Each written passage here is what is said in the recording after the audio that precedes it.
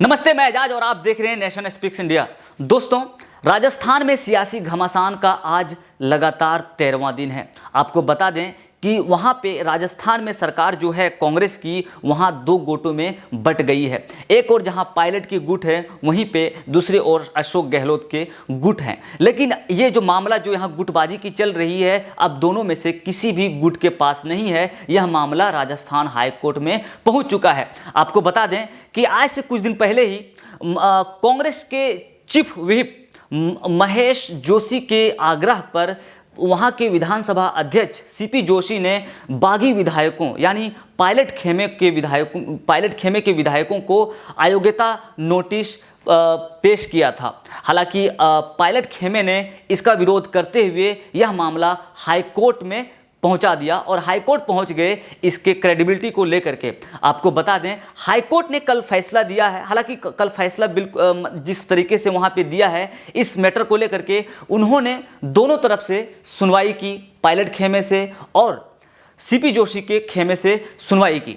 सुनवाई करने के बाद उन्होंने अपने फैसले को सुरक्षित रख लिया है और साथ में ही विधानसभा अध्यक्ष सीपी जोशी को हाईकोर्ट ने आदेश दिया है कि आप अगले सुनवाई तक यानी 24 जुलाई तक आप किसी भी तरह का फैसले इस संबंध में नहीं ले सकते हैं। हालांकि सीपी जोशी ने इंगित किया है, इंडिकेशन किया है कि हम सुप्रीम कोर्ट भी जा सकते हैं हाई कोर्ट के फैसले के खिलाफ। आपको बता दें कि जिस तरह से लगातार वहां पे गुटबाजियां चल रही है और दूसरी ओर यह भी आरोप लगाया जा रहा है भारतीय जनता पार्टी पर कि भारतीय जनता पार्टी वहां की जो इलेक्टेड गवर्नमेंट है कांग्रेस की, अशोक गहलोत की अगुवाई में, उसे लगातार डिस्टेबलाइज करने की कोशिश कर रहे हैं। इस तरह का आरोप कांग्रेस लगा रही है भाजपा पर।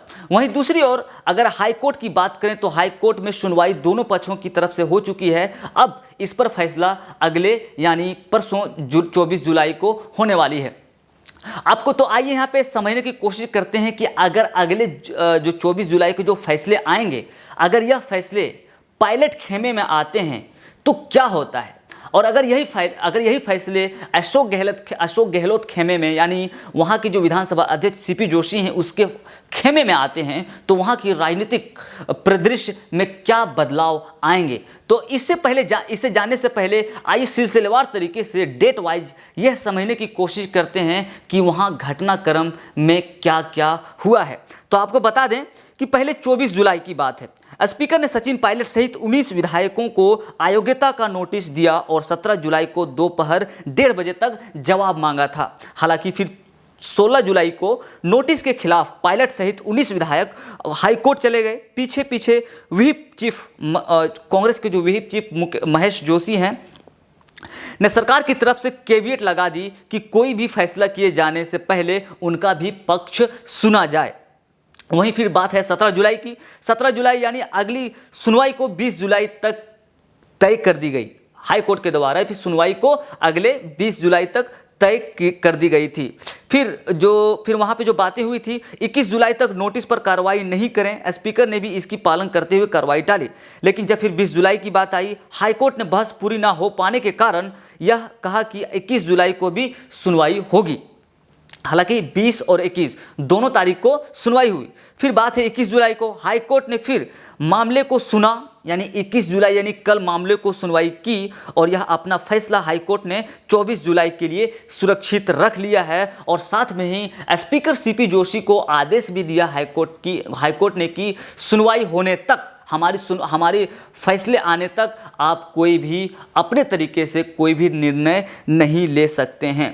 तो आप समझिए कि जिस तरह से सिलसिलेवार तरीके से क्या घटनाक्रम वहाँ पे हो रहा है, डेट वाइज मैंने आपको बताया, जो 14 जुलाई से 21 जुलाई यानी कल तक हुए हैं। अब ये बात करने की समझने की कोशिश करते हैं कि अगर 24 जुलाई को यानी कल परसों जो फैसले आएंगे, अगर सचिन पायलट के खेमे में आते हैं तो वहाँ की राजनीतिक परिदृश्य में क्या बदलाव आएंगे। पहले तो बात यह है कि पायलट सहित 19 विधायकों की सदस्यता बची रहेगी। अगर सचिन पायलट खेमे में ये फैसले अगर हाईकोर्ट के आते हैं तो उनके 19 सचिन पायलट समेत उनके 19 विधायकों की सदस्यता बची रहेगी। अगर गहलोत सरकार ने व्हिप जारी कर फ्लोर टेस्ट किया तब इन्हें सरकार के पक्ष में वोट करना होगा।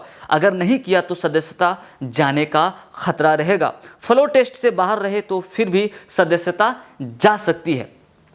अब यही समझने की कोशिश करते हैं कि अगर यही हाईकोर्ट के फैसले अगर स्पीकर सीपी जोशी के पक्ष में आए तो क्या राजनीतिक परिदृश्य वहां पे होंगे। सभी 19 विधायकों की सदस्यता जा सकती है। हालांकि हाईकोर्ट में चली बहस में स्पीकर के वकीलों ने दलील दी है कि नोटिस के मामले में सभी विधायक पर एक साथ कार्रवाई नहीं होगी, बल्कि केस टू केस मामला देखा जाएगा। ऐसे में जो विधायक पायलट खेमे को छोड़ने को तैयार होगा उसे राहत मिल सकती है। मतलब उनकी सदस्यता नहीं जाने की खतरा जो है, जो सदस्यता जाने की खतरा है वो कम हो जाएगी। तो आप समझिए कि जो माहौल वहाँ पे बने हुए राजनीतिक परिदृश्य वो लगातार चिंता का सबब बना हुआ। ये भी आरोप लगाया जा रहा है भाजपा के द्वारा, विपक्षी पार्टियों के द्वारा कि सरकार के जो एमएलए हैं, कांग्रेस के एमएलए हैं, वहीं दूसरी ओर होटल में मस्त हैं, और जो वहाँ की जनता है जिन्होंने वोट दे करके इन्हें इलेक्ट किया है वो लगातार त्रस्त हैं, क्योंकि वहाँ की जो कार्रवाई है, मानसून कार्रवाई है, विधानसभा की कार्रवाई को ठप होते हुए नजर आ रही है। क्योंकि इस तरह से जो चल रहे हैं वहाँ पे घमासान, पॉलिटिकल घमासान जो कांग्रेस के अंदर ही, इसके वजह से वहाँ की विधानसभा की कार्रवाई रुकी हुई है। तो समझिए अब इंतजार रहेगा कि परसों यानी 24 जुलाई को हाई कोर्ट क्या फैसले देते हैं, वो बहुत ही इंटरेस्टिंग होगा। इस तरह के तमाम खबरों के साथ आप जुड़े रहने के लिए देखते रहिए नेशन स्पीक्स इंडिया। शुक्रिया।